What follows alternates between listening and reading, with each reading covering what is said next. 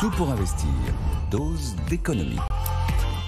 Votre dose de salaire ce matin avec Nicolas Dose. Bonjour. Bonjour. Une nouvelle proposition sur les salaires dans la course législative et elle vient ce matin de Gabriel Attal, notre Premier ministre. Absolument. Alors, il fait une proposition qui est un peu dans la lignée, vous savez, de ce qu'il avait dit lors de son discours de politique générale. Il faut sortir de la smicardisation.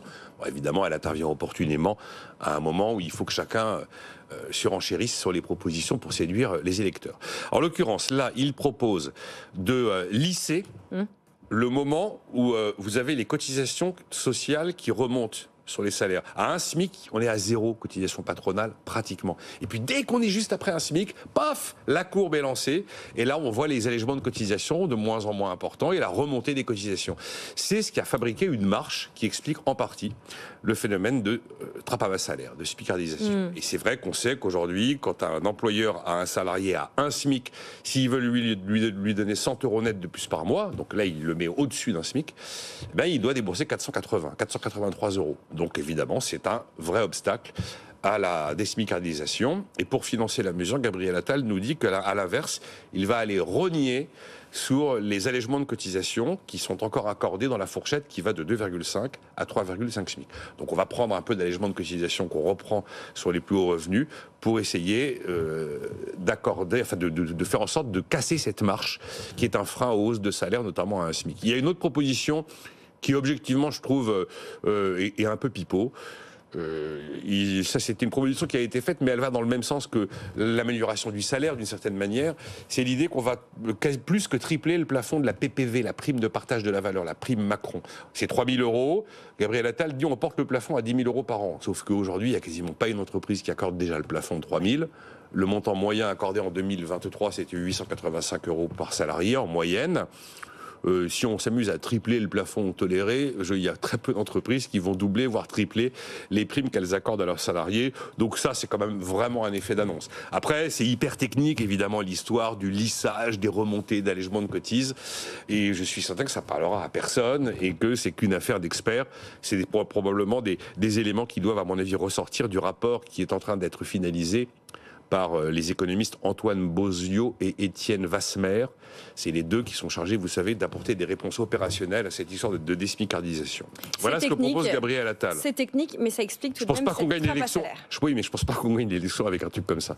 Parce que vous avez vu comme je suis allé doucement pour bien... Oui. Voilà, c'est technique, c'est certains sujets, c'est mais pas super vendeur, on va dire. D'explications. Bon, je suis sûre que d'autres partis proposent des choses beaucoup plus simples à comprendre que vous allez nous décrire. Allez-y. Alors, les principales propositions en matière salariale, c'est du côté du NFP, le nouveau Fonds populaire, la principale mesure. Alors ça, c'est facile à comprendre. 200 € net sur le SMIC d'un coup. On passe à 1 600. Bon, c'est très simple à comprendre. Sauf qu'on sait exactement ce que produirait un tel bond du SMIC. Ça veut dire que vous avez d'un coup d'un seul le coût du travail qui explose pour les entreprises, car c'est elles qui payent. On sait aussi que, là pour le coup, c'est l'inverse. On va accroître le phénomène de smicardisation et de trappe à bas salaire. Je peux vous assurer que si vous mettez le SMIC à 1 600 net par mois, alors là, vous tankez les gens au SMIC, mais pour des années. Ensuite, on sait que ça fabrique du chômage chez les peu qualifiés. Parce que celui qui est sous-qualifié, avec un SMIC à 1 600 €, l'employeur ne l'embauche plus, tout simplement. Sans compter l'explosion de la facture, justement, des allègements de cotisation sociale. À un SMIC, on a un niveau stratosphérique d'allègement de cotisation sociale. Ben, si on est sur un SMIC qui est plus à 1 400 net, mais à 1 600 net, on accroît encore la facture. Il faut bien le financer, le modèle social auquel, soi-disant, tout le monde tient.